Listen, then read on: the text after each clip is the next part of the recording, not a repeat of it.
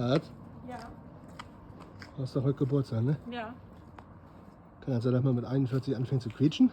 Das sind meine Schuhe. Glaube ich nicht. Ja. So alt bin ich jetzt auch noch nicht. 41, immerhin. Ja. Aber trotzdem quietsche Du ich. quietschst schon, kann ich dich umtauschen? Du kannst ja mal versuchen. Ich glaube, für mich wirst du nicht mehr viel kriegen.